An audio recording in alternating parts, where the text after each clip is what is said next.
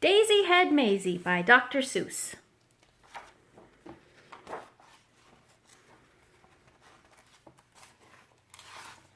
Daisy Head Mayzie. It's hard to believe such a thing could be true, and I hope such a thing never happens to you. But it happened, they say, to poor Mayzie McGrew.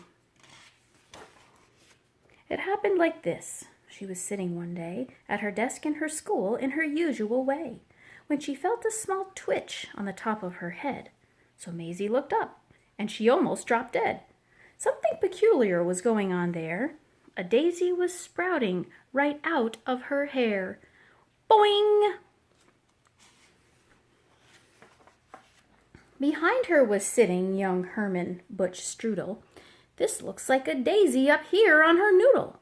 It doesn't make sense. Why, it couldn't be so. A noodle's no place for a daisy to grow. Then up spoke another boy, Einstein Van Tass, the brightest young boy in the whole of the class. It's a very odd place to be sprouting a daisy, but nevertheless, one is growing on Mayzie. "Hey, look it!" cried Butch, "right here in this room. Daisy Head Mayzie, she's bursting in bloom."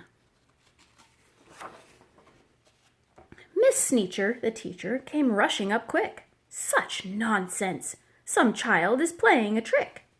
Which one of you boys stuck that thing in her hair? You know that a daisy could never grow there." "But, teacher," said Butch, "I saw the thing rise right out of her head with my very own eyes. Just give it a yank if you think I tell lies." Miss Sneecher had heard quite enough of this talk. "Mayzie, hold still. Let me get at that stalk." "Ouch!" hollered Mayzie. "Quit yanking," Butch said. "You're giving her pains. I'll bet that those roots go way down to her brains." The kids in the room started shouting like crazy. "Daisy Head, Daisy Head, Daisy Head Mayzie. Daisy Head, Daisy Head, Daisy Head Mayzie." "Children, be quiet." Miss Sneecher was puzzled. Good grief and alas, to think that this happened right here in my class. I've taught in this room 20 years, maybe more, but I've never seen anything like this before. I'll have to report it. You'll just have to come to the principal's office and show Mr. Grum.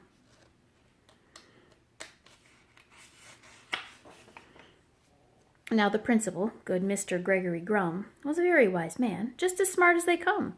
He knew more than anyone else in this nation about long division and multiplication. He knew all the answers, why oceans are deep, why skies are so high, and why mountains are steep. He should have the answer to this thing on Mayzie. "My word," he declared, "it's a genuine daisy.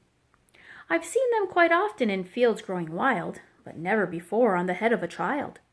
Now what in the world ever made this thing sprout? I have no idea, but I'm going to find out." It says daisies grow on the land. They grow between rocks. They grow also in sand.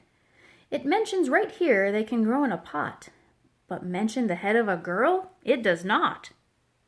Daisies, it says, sometimes grow in Alaska, also Missouri, Rhode Island, Nebraska. They grow in Japan and in Spain and Peru, in India, France, and in Idaho too.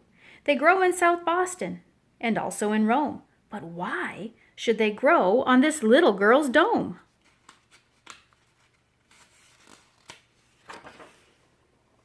"Say, look it," said Mayzie. "It's wilting," said teacher. "How wonderful, Mayzie. It soon will be dead. You'll be rid of that daisy." "In just a few minutes, our troubles will pass," declared Mr. Grum. "Take her back to the class." Then the principal saw a most terrible sight. The daisy was dying, and that was all right. But that daisy was part of poor Mayzie McGrew, and Mayzie was starting to wilt away too. "Teacher," said Grum, "you know what I think? They're both going to die. Hurry, bring them a drink." "This is a problem," said Grum with a frown. "You take Mayzie away and you make her lie down. You lock her up tight in that room down the hall. There are quite a few numbers that I've got to call." Get Maisie's mother on the end of the line. I need her here quickly while there's still time. Maisie's mom asked, What's all the fuss? Goodness to Betsy, I'll be on the next bus. A call to the shoe store reached Mr. McGrew. He answered while holding a customer's shoe. She's growing a what? I'm coming right there. And he ran out of the shoe store with no time to spare. A doctor should see her, the principal said, and an expert on plants like the one on her head. So he called Dr. Eisenbart, who said, Goodness gracious! A child with a head that is partly herbaceous? I simply must see this. I'll come over to you. And his patient, though shirtless, came to see it too. Then Grum called Finch the florist, who grabbed for his shears. I'll be there as fast as my truck can shift gears.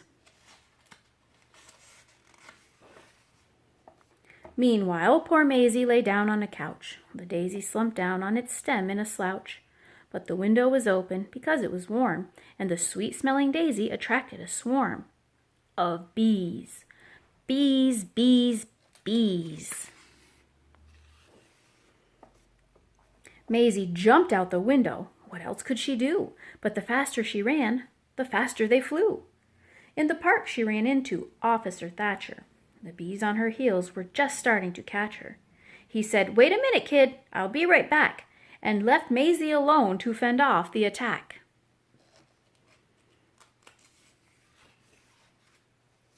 But Thatcher returned with a fishbowl and bucket, into which went the fish from the bowl. Then he stuck it on the top of her head. She felt like a fool. Kid, I'm taking you back to your school. Principal Grum didn't know what to do. It's worse, cried Miss Sneecher, much worse than we feared. The daisy and Mayzie have both disappeared. Behind her came charging Mr. McGrew, chased by a customer chasing his shoe. Finch the florist, Dr. Eisenbart too, Dr. Eisenbart's patient, and Mrs. McGrew.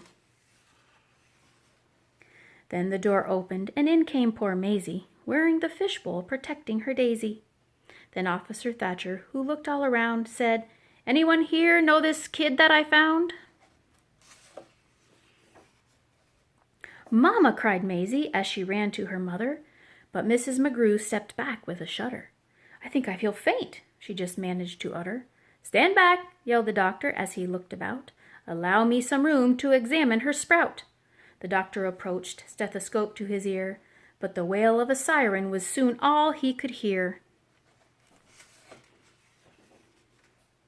And then, without warning, the door opened wide, and who but the mayor should step right inside? And acting important there was none to compare. He was best at long speeches, chock full of hot air. I promise, my friends, that if I'm re-elected, this daisy on Mayzie will be disconnected. The law of our fathers is simple and sound. Daisies belong and should stay in the ground. The rest are illegal. We'll bar them from town.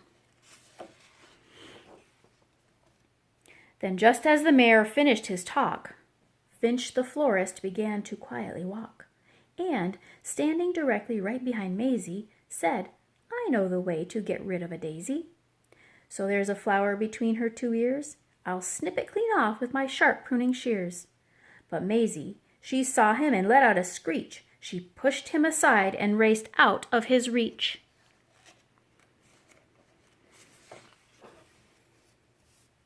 Mayzie ran from the school, headed straight out of town. She came to a meadow and fell to the ground. With her head in her hands, she lay all alone. Her heart, it was broken. She could never go home. Nobody loves me. Nobody loves me. Nobody loves me, she cried. Nobody loved her. Poor Mayzie McGrew. It's hard to believe such a thing could be true.